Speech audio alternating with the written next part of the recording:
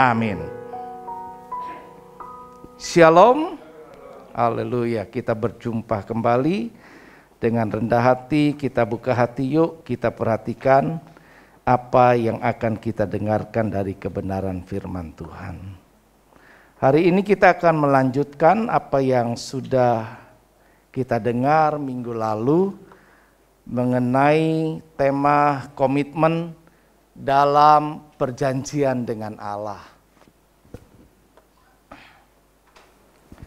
Minggu lalu kita telah membaca firman Tuhan di dalam Kejadian pasalnya yang ke-26 ayat yang ketiga sampai yang kelima. Namun hari ini kita akan membaca di dalam Keluaran pasal yang ke-24 ayat yang ketiga, lanjut dengan Ulangan pasal 29 ayat yang pertama. Boleh buka Alkitabnya, boleh juga memperhatikan apa yang sudah ditayangkan di depan. Kita membaca bersama-sama yuk, 2, 3. Lalu datanglah Musa dan memberitahukan kepada bangsa itu segala firman Tuhan dan segala peraturan itu. Maka seluruh bangsa itu menjawab serentak, segala firman yang telah diucapkan Tuhan itu akan kami lakukan. Ulangan 29 ayat pertama, 2, 3.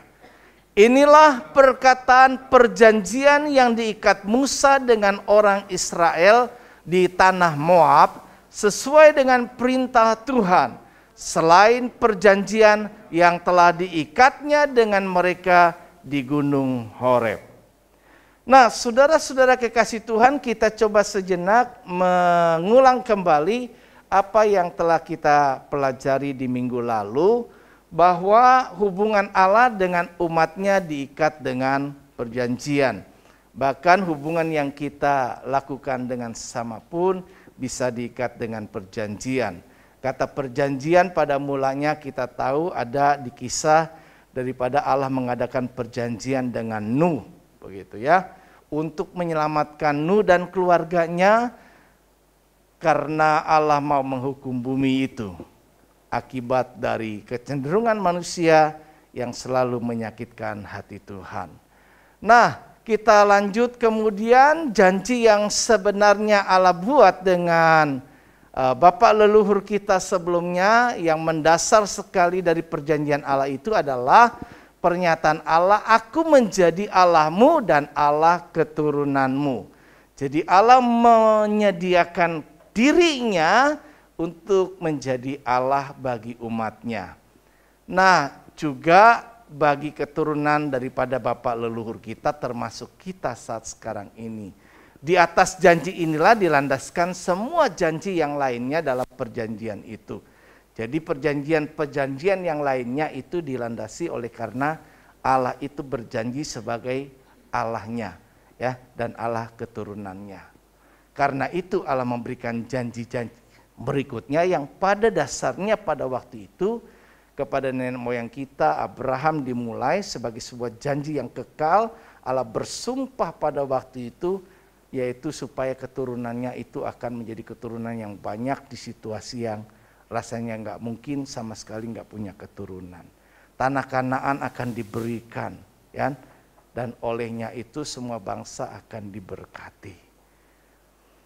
Sasaran akhir dari perjanjian Allah dengan manusia adalah membawa keselamatan. Jadi tujuan dari kesemua tadi perjanjian Allah yaitu mengembalikan keselamatan kepada umat manusia yang telah jatuh ke dalam dosa. Dan itulah dinyatakan di awalnya dalam perjanjian Allah dengan Abraham, bahwa olehmu dan oleh keturunanmu maka semua bangsa akan mendapat berkat. Ya, jadi diawali oleh Abraham dan oleh keturunan Abraham. Maka sampai kepada generasi kita sekarang, kita akan diberkati Tuhan. Perjanjian Allah yang kekal dengan Abraham dilanjutkan kepada Ishak, kepada Yakub, dan kemudian kepada bangsa Israel.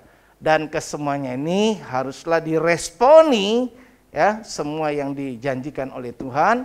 Setiap pihak yang melakukan perjanjian maka keduanya akan melakukan komitmen. Dan itu semua harus diresponi dengan iman dan ketaatan untuk melakukan apa yang diperjanjikan. Sebagai persyaratan yang mutlak untuk menerima janji-janji tersebut ya. Abraham, Ishak, Yakub dalam sejarah perjalanan yang dicatat Alkitab telah lulus ujiannya. Ya, kita telah belajar minggu lalu. Dan masalah kepada perjanjian dengan bangsa Israel, walaupun bangsa Israel sudah menyatakan komitmennya seperti yang tadi kita baca, tapi dalam praktek kehidupan sehari-harinya ternyata gagal, begitu ya, gagal. Berulang-ulang kali gagal menjalankan komitmennya. Nah, perjanjian itu karena gagal maka perlu diperbaharui. Karena gagal maka kemudian ada pembaruan perjanjian di dataran Moab. Setelah angkatan orang Israel yang memberontak itu tidak setia, dia mati dalam pengembaraan di padang gurun selama 39 tahun. Sehingga dalam perjalanan bangsa Israel mencapai 40 tahun. Kenapa 40 tahun? Kenapa 40 tahun? Kenapa enggak 41? Kenapa enggak 50? Atau enggak lebih kurang lagi daripada itu? Kenapa 40? Firman Allah menjelaskan bahwa kenapa 40? Karena pada waktu itu bangsa Israel itu diminta pilih 12 orang untuk mengintai sebelum tanah Kanaan diberikan. Kita sudah belajar itu, Ebenezer judulnya. Ketika malam tahun baru tanggal 31 saya sampaikan. Ada 12 pengintai yang diutus oleh diutus oleh Musa untuk mengintai, 10 memberikan kabar buruk, 2 menguatkan. Nah, sayangnya kebanyakan orang senang kabar buruk itu. Senang hal yang melemahkan, ya. Biasalah tiupan angin iblis selalu ingin supaya kita menjadi lemah. Dan ternyata itulah yang didengarkan mayoritas orang Israel. Sehingga Allah mengatakan engkau tidak percaya, karena prinsipnya kemarin kita belajar yaitu iman dan ketaatan. Enggak ada iman, enggak berkenan di hadapan Tuhan. Ibrani 11 ayat yang ke-6. Jadi iman dan ketaatan. Kalau mau berkenan harus ada iman dan ada ketaatan. Dan itulah yang diucapkan oleh Yosua bin Nun dan Kaleb bin Yefune. Ya, jika Allah berkenan, Dia akan membawa kita masuk, walaupun kelihatannya yang kita hadapi tantangannya begitu besar. Nah, karena tidak percaya itu, maka kita belajar waktu itu orang-orang yang tidak percaya di angkatan waktu itu tidak selamat. Patokannya 20 tahun ke atas.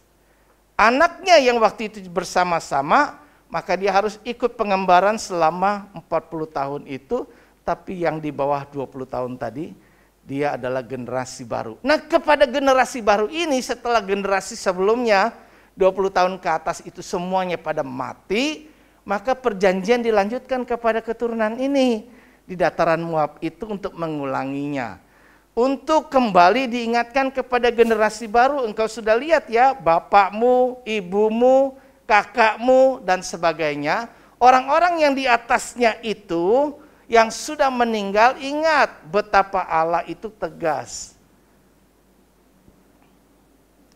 Saya tertarik dengan sebuah perkataan yang Allah sampaikan, kalau nggak salah di ulangan yang tadi kita baca itu.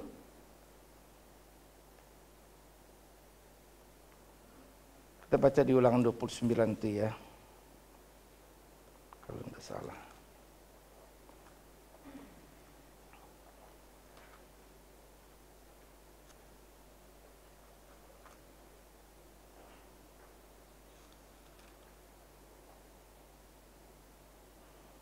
Ada satu pernyataan Allah yang sangat tegas waktu itu menyatakan bahwa karena mereka itu tidak taat, tidak mau ikut, maka semuanya dibinasakan.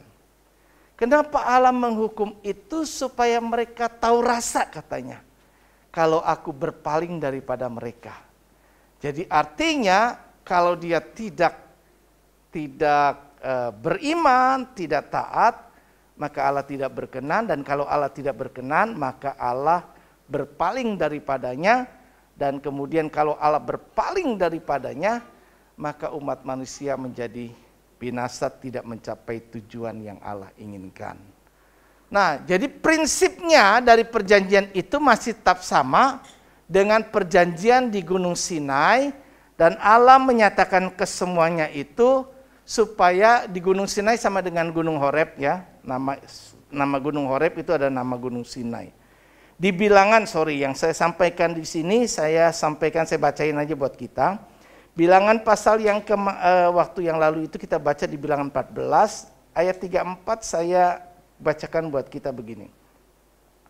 Sesuai dengan jumlah hari yang kamu mengintai negeri itu, yakni 40 hari, satu hari dihitung 1 tahun, jadi 40 tahun lamanya kamu harus menanggung akibat kesalahanmu. Yang tadi ya, hukuman Allah tadi. Terus pernyataannya begini, supaya kamu tahu rasanya, tahu rasa lu, kan? Jika aku berpaling daripadamu. Kalimat supaya kamu tahu rasanya menggambarkan kekesalan Allah yang luar biasa pada waktu itu kepada umatnya yang bikin dia kesal banget. Jadi Allah menghukum mereka sehingga umat Israel yang sebenarnya mencapai tujuan Allah itu dekat, bisa nggak perlu waktu sekian puluh tahun, akhirnya harus menempuh waktu yang cukup lama, 40 tahun lamanya, sesuai waktu 40 tahun mereka mengintai. Walau mereka sudah mengintip, melihat, iman itu dasar dari segala sesuatu yang kita harapkan dan bukti dari segala sesuatu yang tidak kita lihat. Ibrani 11 ayat 1. Jadi bagaimana meresponi semua itu adalah intinya adalah iman. Nah, prinsipnya di sini dari perjanjian itu masih tetap sama dengan perjanjian yang di Gunung Sinai tadi. Dilanjutkan kepada generasi berikutnya karena janji Allah selalu komit Allah untuk melaksanakan janjinya. Nah, jika umat Allah menaati semua perkataan dalam perjanjian, Allah akan memberkati mereka. Di Ulangan 30 kalau tengok di situ, Allah menghadapkan kepada umat antara kehidupan dan kematian. Ya, jikalau engkau taat kepada Allah, jikalau engkau ikut aku dan mentaati segala peraturan-peraturan yang diberikan Tuhan, kita belajar di situ ada 3 peraturan prinsipnya, peraturan tentang moral, ke-10 hukum Allah, peraturan tentang perdata, yaitu peraturan kehidupan hari-hari, dan peraturan keupacaraan, bagaimana pada waktu itu mereka harus melakukan upacara, korban-korban dan seterusnya ya. Nah, Allah menyediakan pengampunan dan jalan keselamatan. Dalam perjanjian terkandung kesadaran bahwa kadang-kadang karena kelemahan tabiat manusia, bangsa Israel akan gagal. Sebagai gambaran dalam kita melakukan perjanjian juga dengan sesama manusia, kan ada klausul-klausul tertentu jika Anda tidak memenuhi perjanjian ini, kira-kira apa sanksinya, begitu kan ya. Nah, Allah juga demikian, begitu kan? Demikian. Nah, jika gagal apa sanksinya? Kena denda dan sebagainya. Nah, Allah juga melakukan hal itu. Allah sadar bahwa ini mungkin gagal. Jadi dalam planningnya Tuhan sediakan jalan untuk pengampunan supaya apa yang dijanjikan Tuhan tetap dapat dilanjutkan. Ya. Nah, karena itu dalam perjanjian lama kita belajar bahwa untuk diampuni maka mereka harus mempersembahkan korban. Persembahan korban menggambarkan tentang ada korban darah yang ditumpahkan. Kita lihat peristiwa tentang Paskah ketika dilepaskan dari bangsa Israel, peristiwa yang tulah ke-10 anak sulung mati, maka darah harus dioleskan di tiang pintu. Artinya ada pengorbanan yang harus dilakukan supaya orang yang menerima pengorbanan itu menjadi selamat. Ya. Nah, ini yang seharusnya untuk bisa kemudian berdamai kembali dengan Allah. Akan tetapi sekali lagi Allah akan menghukum dengan keras semua ketidaktaatan yang disengaja bentuk-bentuk pemberontakan dan kemurtatan. Yang tidak disengaja segala sesuatunya itu dibukakan pintu maaf, dibukakan jalan untuk pengampunan dan keselamatan. Tapi di masa perjanjian lama harus dengan mempersembahkan korban.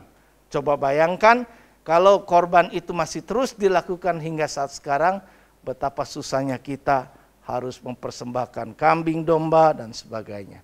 Tapi sebenarnya memang hal-hal yang seperti itu menjadi cuma sekedar gambaran. Karena Alkitab yang kita baca ini ada bahasa-bahasa yang harus kita mengerti. Tidak harus diterjemahkan semua secara hurufiah.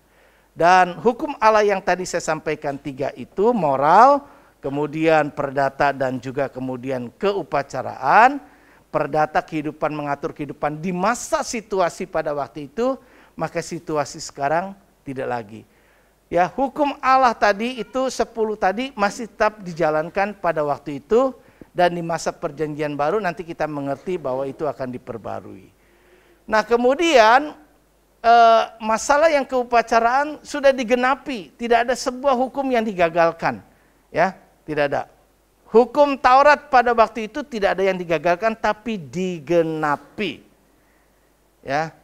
Oke, kita lihat di sini ketika Allah menyediakan pengampunan. Pada waktu perjanjian baru, orang maka kemudian kalau yang perjanjian lama harus dengan korban, ya, maka perjanjian baru diampuni, dibenarkan dan diselamatkan itu karena kasih karunia Allah, bukan karena perbuatan baik oleh iman kepada Yesus Kristus yang telah mengorbankan dirinya untuk menebus dosa manusia.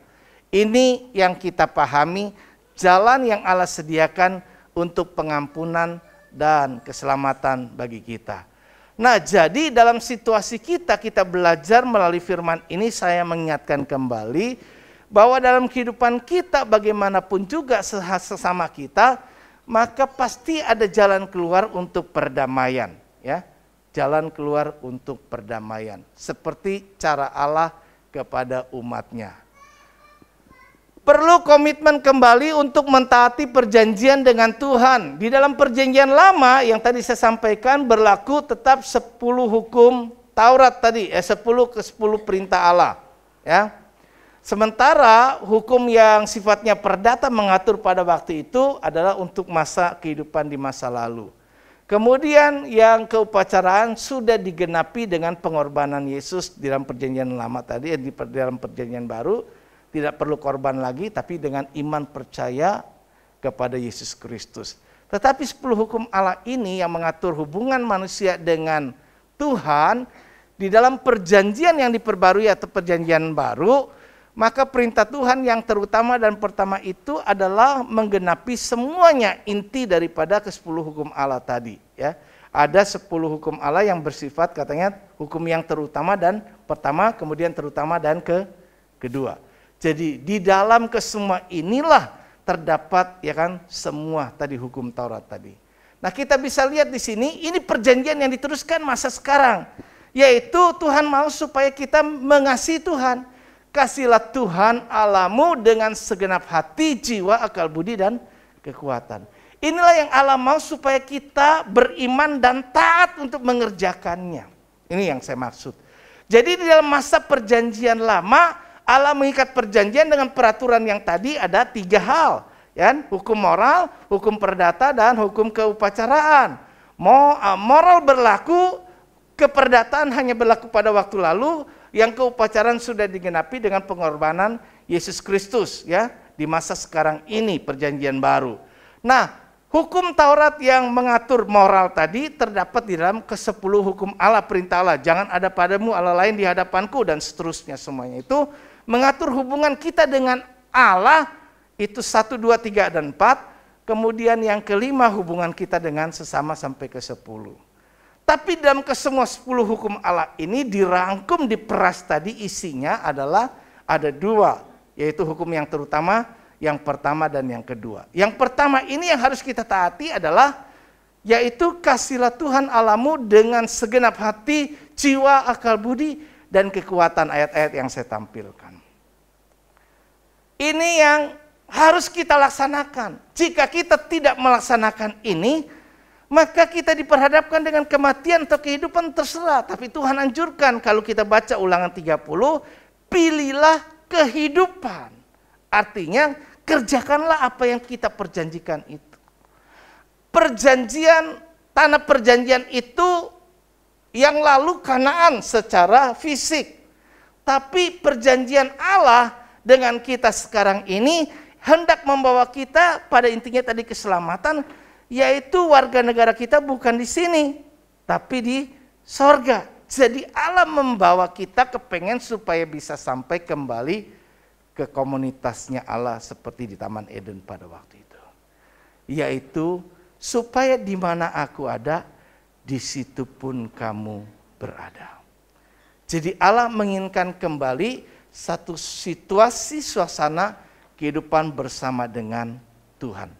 Namun untuk bisa sampai ke sana, Tuhan meminta kita untuk mengasihi Dia dengan segenap hati, segenap jiwa, segenap akal budi dan kekuatan. Kenapa perlu ini mengasihi? Kenapa kasih? Kenapa bukan yang lain? Kenapa bukan kesetiaan? Kenapa harus kasih? Kita akan mengerti bahwa Yohanes 14 ayat 15 kalau kita baca. Yang mengasihi itu sebab orang yang mengasihi Allah, ia akan mentaati perintah Allah. Kasih itu akan membuat orang mentaati apa yang diminta oleh Allah. Karena itu Allah minta, intinya kamu punya kasih dulu. Ketaatan kita tanpa ada perasaan kasih kita lakukan itu enggak kuat. Kita hanya bisa mengerjakan apalagi dengan keluh kesah. Dan karena keluh kesah maka Allah tidak membawa masuk. Karena tidak beriman orang berkeluh kesah. Karena tidak beriman tidak berkenan kepada Allah. Dan kalau Allah tidak berkenan maka kita tidak masuk kepada apa yang dijanjikan Tuhan. Jadi saya ingatkan kepada diri saya dan saya ingatkan kepada jemaat bahwa Tuhan mau ini yang kita kerjakan. Di awal tahun 2022 ini mari kita kembali kembali kepada komitmen untuk dapat mengasihi Tuhan dengan segenap hati, segenap jiwa, segenap hati dari hati terpancar kehidupan. Artinya segenap hidup kita. Segenap jiwa, jiwa itu menjadi motor, komputer prosesornya yang menjalankan. Segenap akal budi, pikiran, logika kita, segenap kekuatan, daya kemampuan yang kita kerjakan. Jadi artinya all out seluruhnya. Nah, perlu komitmen yang kuat untuk itu, yaitu kembali intinya adalah kepada kasih yang semula kepada Tuhan. Di kitab paling akhir dari perjanjian baru yaitu Wahyu dituliskan pada pasal yang kedua ayatnya yang ke-5 dan ke-4 dan 5. Yaitu Allah menyatakan betapa engkau sudah meninggalkan kasih-Mu yang mula-mula. Kita meninggalkan kasih yang mula-mula. Karena kasih yang mula-mula itu sudah ditinggalkan, maka semangat orang yang mengikut Tuhan semakin menurun.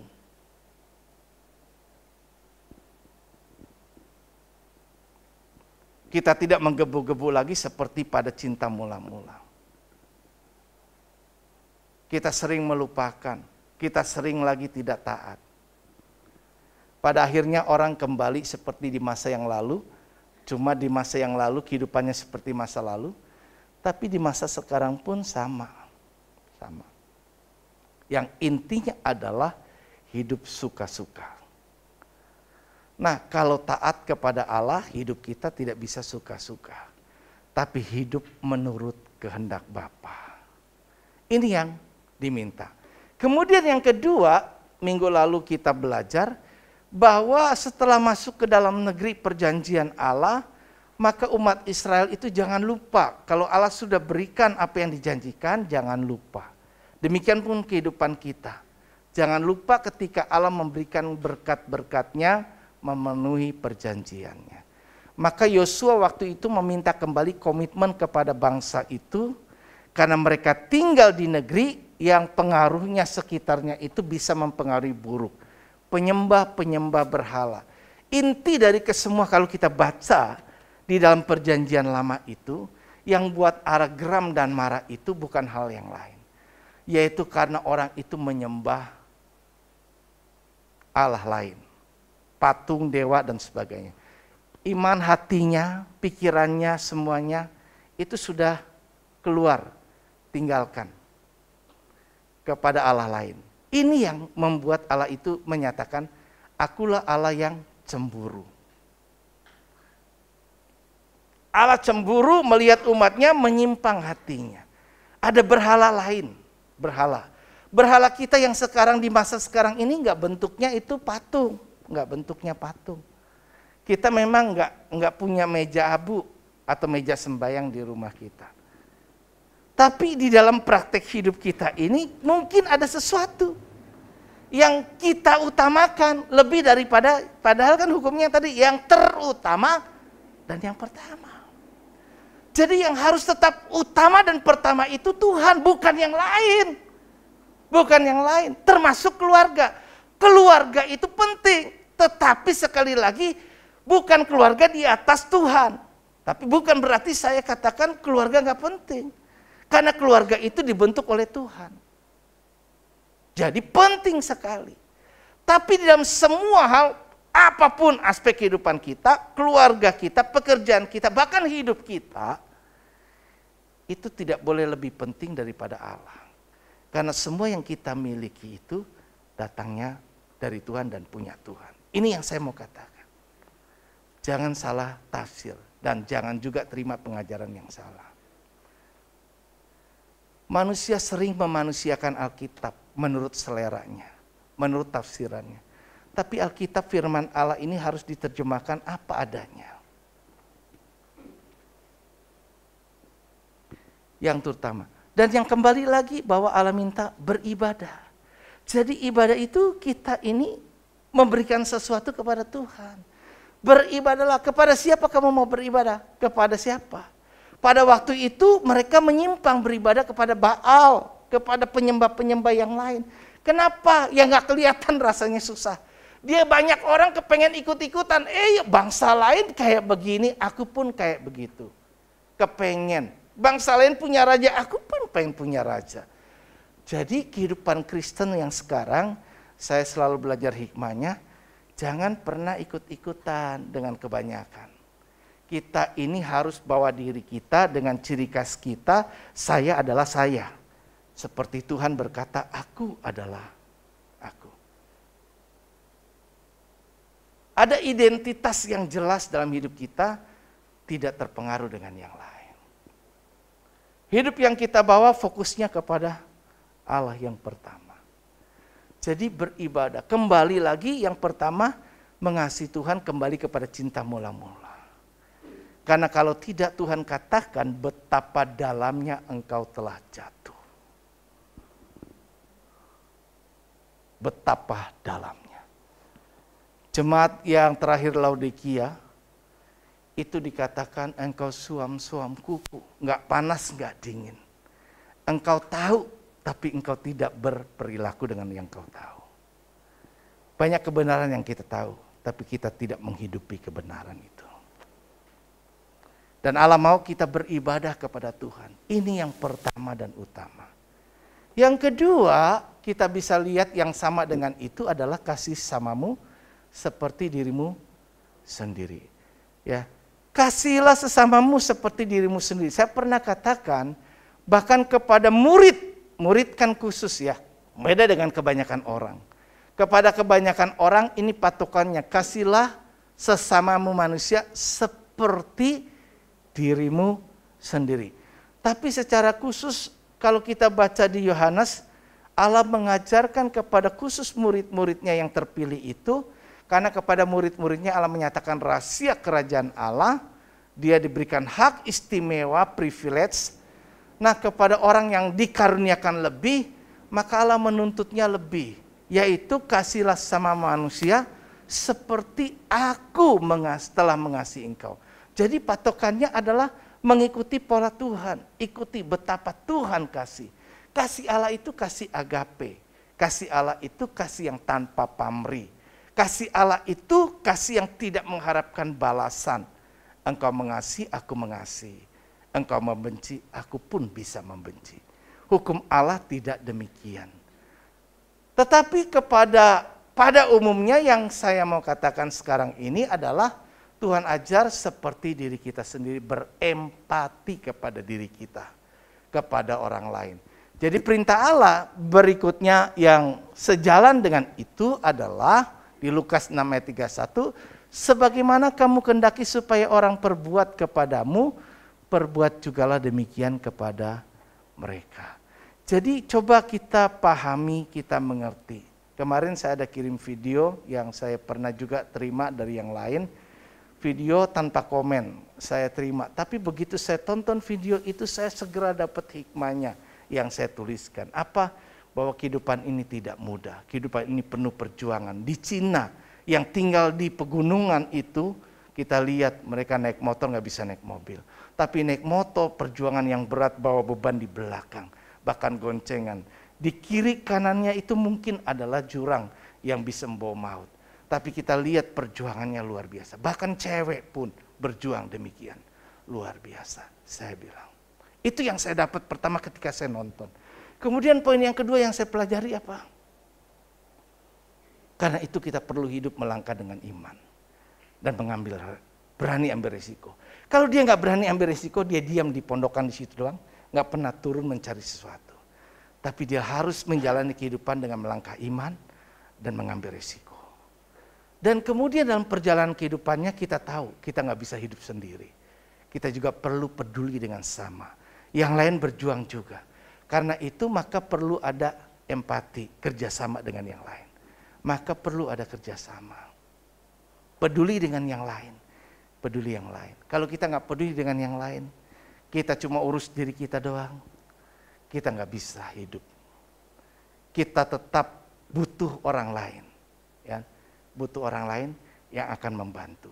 Dalam perjuangan kita ternyata kita bisa lihat kalau itu, ada yang buka mungkin videonya, itu kemudian kan ketika susah belokannya, yang sudah duluan turun motornya, kemudian menolong. Bahkan ada yang sampai kemudian nyaris jatuh. Segera ditolongnya untuk terus meneruskan perjalanannya. Kehidupan ini. Demikianlah dalam kehidupan kita, hubungan kita dengan Tuhan. Ku perlu Tuhan, dengan sesama pun kita perlu orang lain. Jadi ini hukum yang Tuhan tetapkan, inilah perjanjian yang Allah mau kita jalankan. Yaitu mengasihi Tuhan dan mengasihi sama. Berempati hidup dengan yang lain. Kalau kita mau dimengerti, kita pun harus mengerti.